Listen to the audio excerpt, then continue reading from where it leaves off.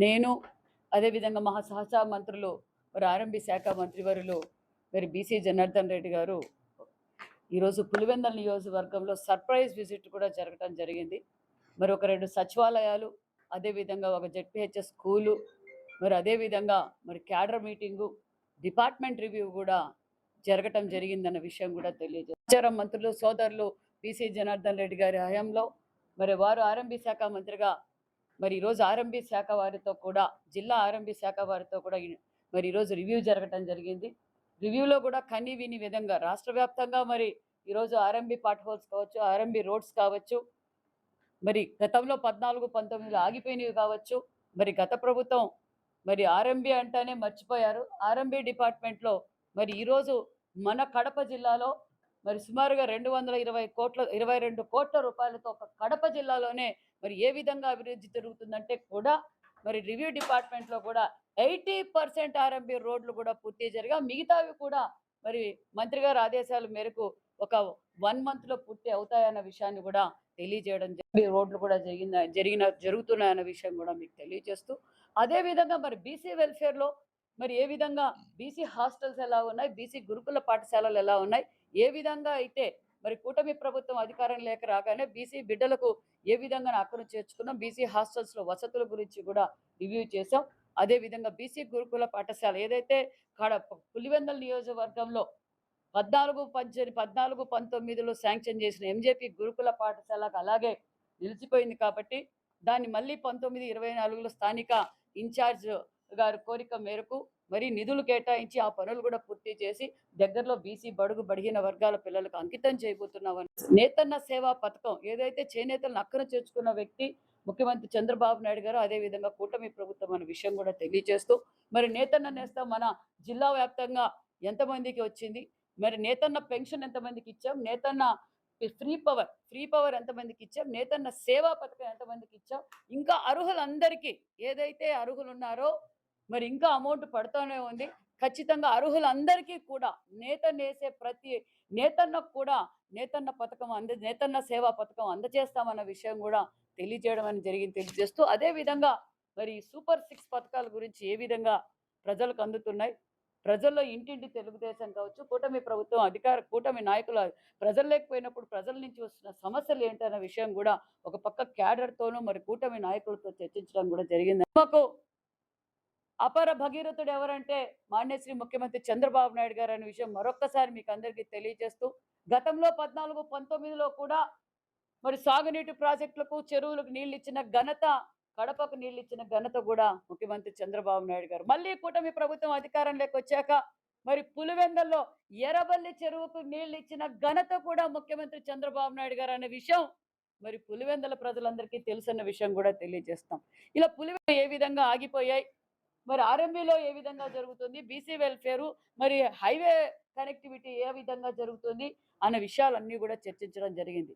నేను తెలియజేసేది ఒక్కటే, రైజింగ్ రాయలసీమ ఈరోజు ప్రాంతాలకి, మతాలకి, కులాలకు అతీతంగా మన రాష్ట్రం అభివృద్ధిలో పరుగులు పెడుతుందన్న విషయం తెలుసు. ఒక పక్క పోలవరం చేస్తున్నాం, ఒక పక్క అమరావతి చేస్తున్నాం, హైవే కనెక్ట్ చేస్తున్నాం, ఆర్ఎంబీ రోడ్లు వేస్తున్నాం, మరి బీసీ, ఎస్సీ, ఎస్టీ గురుకుల పాఠశాలలు అనేక విధాలుగా మరి మరమ్మతులు చేయటం, మరి డొక్కా సీతక్క పేరు మీద మధ్యాహ్నం భోజనం చేయటం, తల్లికి వందనం కింద ఇంట్లో ఎంతమంది బిడ్డలుంటే అంతమందికి తల్లికి వందనం కూడా అందజేస్తున్నాం.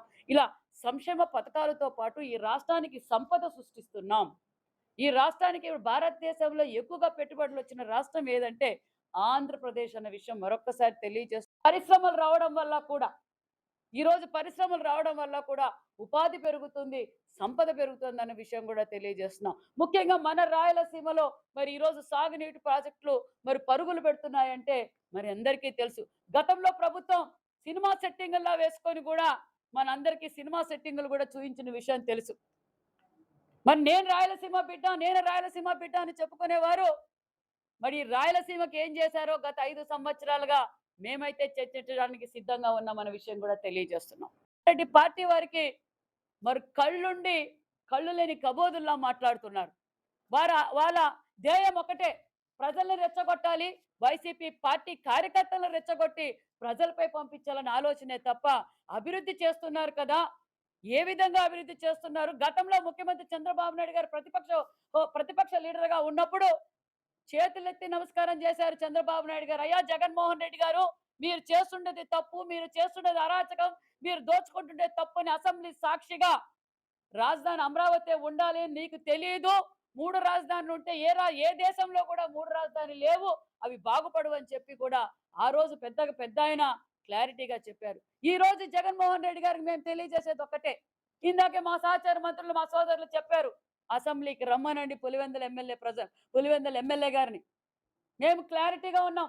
పులివెందుల అభివృద్ధి గురించి మాట్లాడడానికైనా సరే, ఈ రాష్ట్ర భవిష్యత్తు గురించి మాట్లాడడానికైనా సరే, డిఎస్సి గురించి మాట్లాడడానికైనా సరే, గ్రూప్ 1 పోస్టులకు ఏ విధంగా వైసీపీ పార్టీలో అక్రమాలు జరిగి మరి కోర్టు ఏ విధంగా అయితే సిట్టు క్లారిటీగా చెప్పింది, ఏ విధంగా తప్పితాలు చేశారో, ఎన్ని వేల పేపర్లతో మరి సిట్టు మరి కోర్టుకు సమర్పించారన్న విషయం కూడా తెలియజేస్తాం. మేము క్లారిటీగా ఉన్నాం. ఏ దాని మీద అయినా చర్చించడానికి పులివెందుల గొడ్డల పార్టీ అధ్యక్షులకి, పులివెందుల శాసనసభ్యులకు మేము అవకాశం ఇవ్వటానికి క్లారిటీగా ఉన్నాం. గ్రూప్ 1 పోస్టుల పైన సరే, దేని మీదైనా మేము చర్చించడానికి సిద్ధంగా ఉన్నాం. మేము క్లారిటీగా ఉన్నాం. జగన్మోహన్ రెడ్డి గారు ఒకటే, ఈ రోజు గ్రూప్ 1 పోస్ట్ లో ఏం తప్పిదాలు జరిగిందో కోర్టు క్లియర్ గా చెప్పింది కాబట్టి జగన్మోహన్ రెడ్డి గారు డిఎస్సి మీద డైవర్ట్ చేస్తూ క్లారిటీగా చిత్తశుద్ధితో ఏదైతే యువత భరోసా అన్నామో, మేము ఏదైతే ఎన్నికల సమయంలో మొదటి సంతకం అని చెప్పామో, మొదటి సంతకం చేసి మెగా డిఎస్సి పూర్తి చేసిన ప్రభుత్వం కూటమి ప్రభుత్వం, మా విద్యాశాఖ మంత్రి నారా లోకేష్ బాబు గారు అన్న విషయం తెలియజేస్తుంది. డిఎస్సి ఇచ్చింది.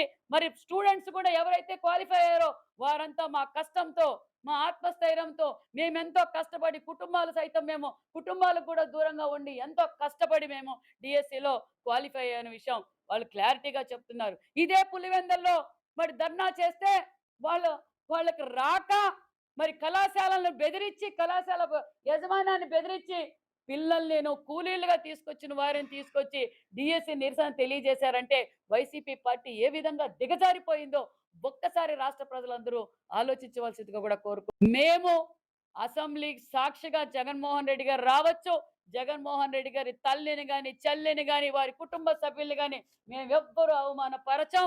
మా సభ్యత సంస్కారం అది కాదు. మా నాయకుడు అలా ఒప్పుకోరు. క్లారిటీగా మైకిస్తాం. ఒక్కరోజు కాకపోతే 2 రోజులైనా జగన్మోహన్ రెడ్డి గారు చర్చిస్తానంటే చర్చించాలి, రావాలి.